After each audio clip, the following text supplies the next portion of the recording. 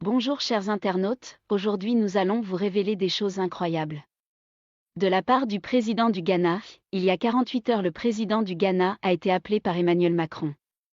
Voici les phrases qu'ils se sont dit. Emmanuel Macron a dit clairement au président ghanéen, il l'a appelé Mister Président, vous êtes mon espoir sur le Mali, j'ai tout essayé et tout faire.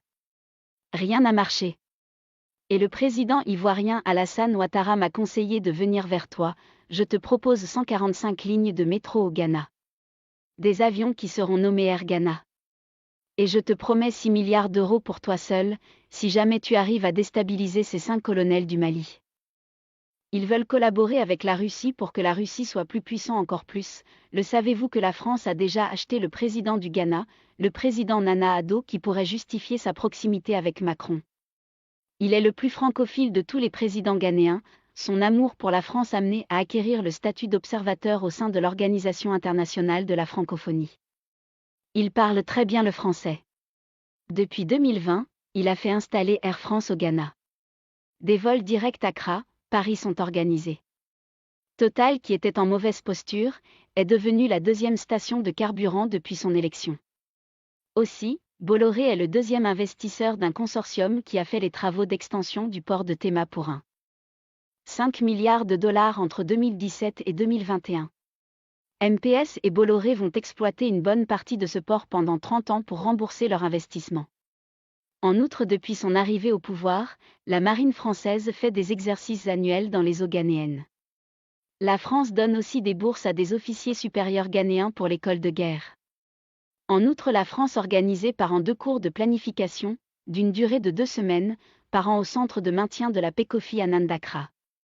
Pour officiers supérieurs des pays francophones, Macron utilise ces facteurs, intérêt économique et amour pour le français. Pour manipuler Nana Addo. Avez-vous vu ce travail malheureux, au moment où Emmanuel Macron faisait l'appel? Il savait déjà que Nana Addo pouvait pas dire non, le président ghanéen a fait au moins 20 secondes avant de dire tout simplement. Est-ce que je peux rester au pouvoir jusqu'à ma mort et que le pouvoir reste dans notre cour royale? Il a dit à Macron, vous devez tout faire pour anéantir mes opposants ici, je les veux morts. Ou accusés pour être en prison. Marco lui répond pas de problème, le président ghanéen ajouta qu'il fera des sacrifices humains au Ghana. Il a même dit le nombre 27 personnes seront égorgées sur un fétiche au Ghana. Ghanéens et Ghanéens, si vous voyez des proches à vous disparaissent dans des villages ou en ville. Ne cherchez pas loin, c'est votre président. C'est grand, un criminel et satanique. Peuple du Ghana. En Afrique, tout le monde a besoin de son indépendance et de sa liberté. Ces 5 colonels se sacrifient pour libérer l'Afrique. Mais voici votre président qui préfère vendre sa dignité pour des intérêts. Peuple de Ghana, sortez massivement et demandez à votre président de ne pas tenter de prendre cet argent. Il faut lui montrer que l'Afrique est décidée. Pourquoi Nana Akufo-Addo veut que l'Afrique reste dans l'esclavage? Il a fait tête à John Kufuor, l'ancien président du Ghana, il a perdu. À l'époque, le président ghanéen John Kufuor a nommé Akufo-Addo comme chef de campagne pendant la campagne présidentielle de 2000. À l'époque, Akufo-Addo a eu le poste de premier procureur général et aussi ministre de la Justice ghanéen. En réalité, le nouveau président du Ghana n'a jamais gagné d'élection. En 2007, perd les élections en tant que candidat de NPP. En 2008, il perd encore contre John Atta Mills du NDC. Alors le président ghanéen a décidé d'être opposé aux 5 colonels et farouchement. Hier matin, le président ghanéen a envoyé des mercenaires qui passeront par Abidjan pour rentrer à Bamako. Ils viennent pour mettre fin aux travaux des 5 colonels. Chers Ghanéens, nous savons que votre peuple est anglophone, mais les Maliens et vous.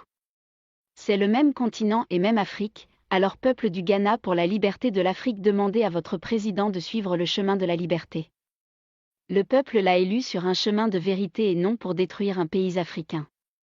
Peuple de Ghana, allez vous laisser votre président faire souffrir vos frères et sœurs du Mali. Sanctionner un peuple est-il normal? Nous laissons vous les Ghanéens à décider le reste. Nous savons que beaucoup de Ghanéens sont prêts pour une Afrique libre et prospère. Vive la liberté, vive la paix, vive la vérité.